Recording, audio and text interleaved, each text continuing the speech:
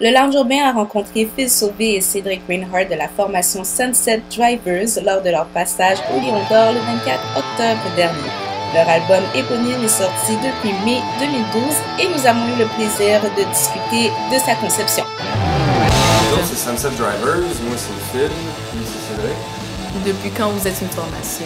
Ça fait 12 ans. Ok. 12 ans à peu près. Ça fait depuis 2009 qu'on a la formation actuelle. Avec Ben Chatikoff et Fred Raymond qui sont pas ici, qui sont ailleurs dans la salle. Ok. Puis ben, c'est ça, c'est le premier vrai album qu'on a en fait depuis tout le temps. On était un cover band pendant longtemps, on était un band de funk, un band d'impro, un band de plein d'affaires. Puis là, ben, finalement, on a une petite tendance plus rock depuis 2009. Okay. L'album éponyme Sunset Drivers qui est sorti au mois de mai 2009.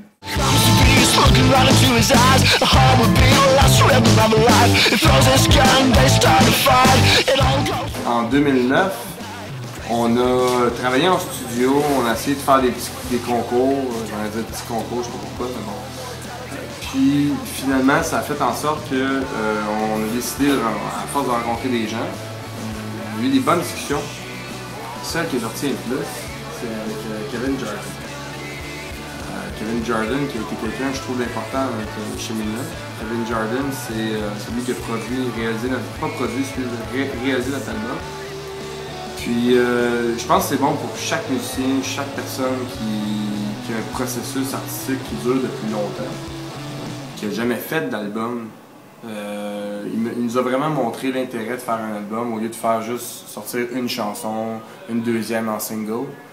Je pense que de sortir un album, ça laisse c'est vraiment porteur pour la création. Dans le sens que une fois que tu as sorti un album, tu as mis sur la table tout ce que tu pensais, tout ce que tu rêvais, tout ce que tu pratiquais. Puis une fois que tu l'as réalisé, tu l'as fait, tu l'entends, puis ça devient concret. Artistiquement, ça t'ouvre sur d'autres horizons musicaux par la suite. Puis ça t'aide en tant que compositeur, en tant qu'auteur aussi. C'est une très belle carte de visite en fait, faire un album. C'est super le fun de pouvoir dire à quelqu'un comme écoute ça, c'est ce qu'on a fait depuis les 2 dernières années. C'est le fruit de notre travail. Puis pendant les 2 prochaines années, on va vendre ce produit-là. Après, on va faire un autre, puis un autre, puis un autre, on s'amuse, mais c'est ça, c'est le fun de pouvoir comme tout donner à une personne. C'est pas juste comme. Je crois pas qu'on est à l'heure de single avec les MP3, on va sur Internet, on télécharge, on prend une tune, c'est cool. Mais il y a quand même l'espèce d'esprit de faire un album au complet. C'est comme un produit fini total qui est vraiment le fun à faire. C'est comme l'histoire que tu veux raconter, en fait. C'est ça, c'est quand même. Il y a même une recherche aussi. Quand tu fais 11, 12, 13 tunes sur un album, il y a une recherche puis une unicité qu'il faut que tu crées là-dedans. Comme un cheminement, puis OK, on va aller où, la dynamique, c'est quoi. Fait que c'est intéressant à faire. Parce que souvent, quand tu fais un album, tu prends comme 20 ou 30 tunes, puis tu choisis les 10, 11, 12 meilleures. Fait que c'est le fun de faire ce travail-là, justement. Ouais. En fait, ouais, il y a plein de monde, puis on est un groupe. La différence avec un artiste, avec ses musiciens et tout ça, c'est que c'est toujours le même qui arrive à tes idées, puis il dicte un petit peu ce qu'il veut, se laisse un petit peu influencer. Nous, il y a je dirais un semblant de démocratie, mais à la fin, c'est toujours moi qui décide. En fait, tu penses qu'ils pensent que c'est toi qui dirige.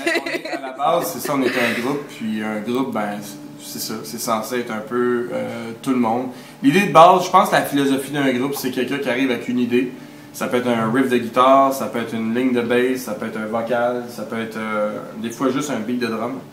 Le groupe y arrive, puis il joue par-dessus, puis ça crée quelque chose, c'est ça. C'est qu'il y a beaucoup d'influences très différentes en fait dans le band. Il y a Ben qui lui était un gars très métal, rock metal en fait, c'est un fan de Metallica. Moi aussi. Moi Oui. aussi, moi j'ai grandi avec Metallica, mais j'ai vraiment comme plein d'autres choses. Lui il connaît ça, il connaît le métal puis le rock. Puis lui puis Fred, le bassiste, c'est des gars plus de South Rock en fait. Américain. Okay. Beaucoup de blues, beaucoup de funk, beaucoup de musique anglaise aussi. Musique anglaise, c'est ça. Puis moi, je suis comme plus du côté francophone, c'est drôle, mais moi j'ai fait beaucoup de musique francophone, j'ai une espèce d'influence aussi qui est là.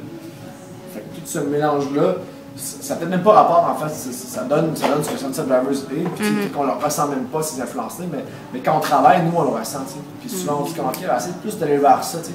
Il faut comme qu'on se casse notre habitude de travail, notre réflexe. De notre confort, en fait, on fait comme OK, essaye autre chose que ça. Le drummer, il est très carré, puis le bassiste, c'est très funk. Fait que c'est comme toujours une confrontation, mais c'est intéressant parce que ça pousse le travail d'un bord et de l'autre. Fait que c'est cool de travailler comme ça.